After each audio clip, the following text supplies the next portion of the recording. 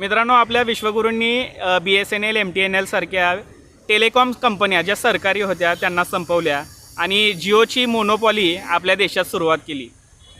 आणि आता ट्राय स्वतः म्हणतोय की जो तुमचा नंबर आहे त्यासाठी आता ते फीज आकारू शकतात.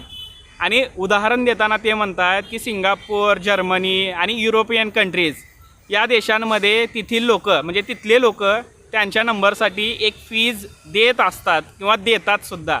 आता ती सिस्टीम भारतामध्ये लागू करण्यात येणार आहे.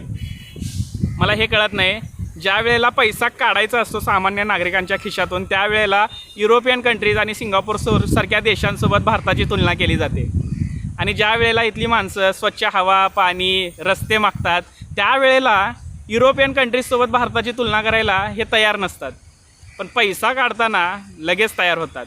आणि आपला मित्र अंबानी याला अजून श्रीमंत करण्याची ही नवीन पद्धत आलेली आहे आता.